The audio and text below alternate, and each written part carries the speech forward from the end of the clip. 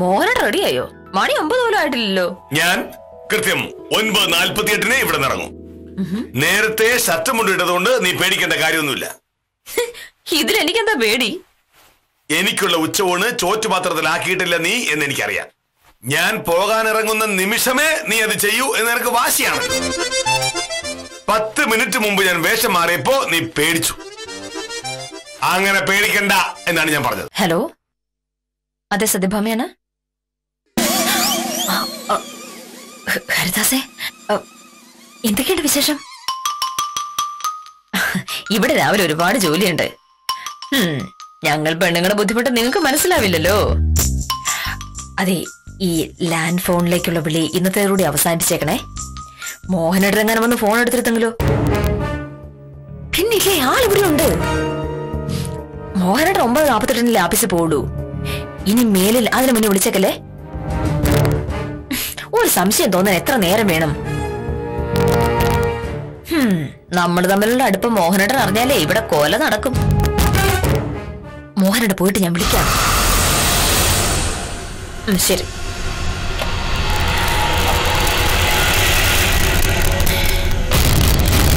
മോഹനേട്ടൻ അപ്പുറത്ത് നിന്ന് ആ പത്രം ഒന്നുകൂടെ മറിച്ച് നോക്കുമ്പോഴേക്കും ഞാൻ ചോറെടുത്തോണ്ട് വരാം.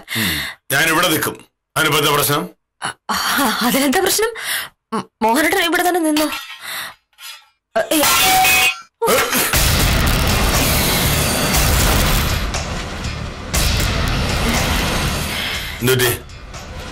നിനക്ക് ആകെപ്പാടൊരു വെപ്രാളം ഉണ്ടല്ലോ.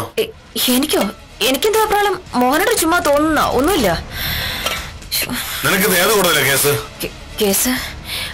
കേസ് അത് മജിസ്ട്രേറ്റ് കൂടുതലാണെന്ന് തോന്നുന്നു. ഓഫീസിൽ പോയാലും അറിയാൻ പറ്റുള്ളൂ. നീയല്ലേ ഇപ്പൊ പറഞ്ഞത് ആ ഫോൺ വിളിച്ചാലും കേസ് ഒന്നുണ്ടെന്ന്? ആ കേസ് ഏത് കോടതിയിലാണെന്നുള്ളത് നിനക്ക് അറിഞ്ഞൂടെ? ആ കേസോ? അത് മുനിസിപ്പൽ കോടതിയില്ല. കുറച്ച് കഴിയുമ്പോ ഉണ്ടാവും അറിയില്ല. പ്രത്യേകിച്ചും വൈകിട്ട് 4 മണിയുടെ അടുത്ത്. അതാണ് സാറേ അങ്ങനെ ഒരു കണക്ക്. ഉത്തമന് ഒരു ഹരിദാസൻ അറിയാമോ? ഏത് ഹരിദാസ്? ഏതെങ്കിലും ഹരിദാസൻ അറിയാമോ? അങ്ങനെ ചോദിച്ച ഇപ്പൊ അറിയാം. ടൗണില് കൊപ്ര കച്ചവടം നടത്തുന്ന ഹരിദാസിന്റെ കാര്യമാണോ സാർ ഉദ്ദേശിച്ചത്?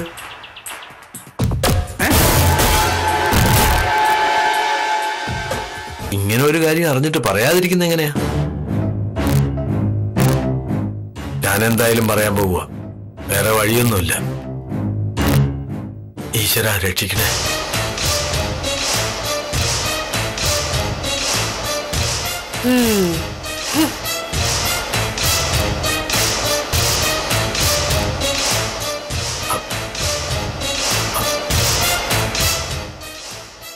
സാർ, എനിക്കൊരു കാര്യം പറയാനുണ്ട്. കേട്ട് കഴിയുമ്പോ സാർ ദേഷ്യപ്പെടരുത്. ശിശുപാലൻ നേരത്തെ പോണോ? അതല്ല സാർ, റിയൽ എസ്റ്റേറ്റിന്റെ പരിപാടിയായിട്ടൊക്കെ നടക്കുന്ന ഒരു പരിചയക്കാരനുണ്ട് എനിക്ക്. ഹരിദാസ് എന്നാ പേര്. ഇന്നലെ അവനോടൊപ്പം ബാറി കുടിച്ചോണ്ടിരുന്നപ്പോ അവൻ പറയുക സാർ ദേഷ്യപ്പെടരുത്. അവൻ എന്താ പറഞ്ഞത് പറയൂ.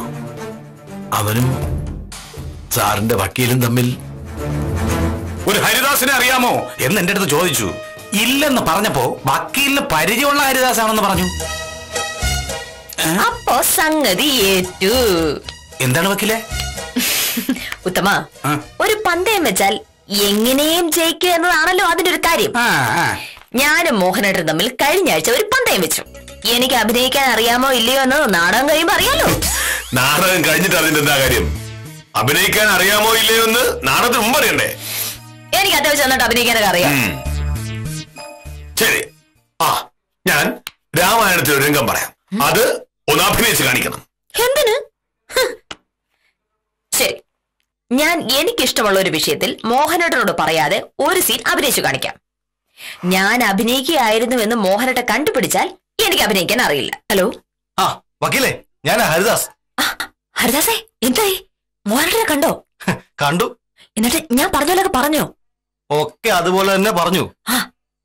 എന്നിട്ട് മോഹനേട്ടൻ എന്ത് പറഞ്ഞു? എന്റെ വേഷം കിട്ട കയ്യിൽ വെച്ചാ മതിയെന്ന്. എന്താ?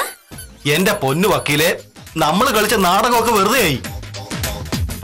സാറിന് കാര്യമൊക്കെ പിടികിട്ടി. അയ്യോ, സാർ എന്നെ കൈവയ്ക്കാത്തത് എന്റെ ഭാഗ്യം.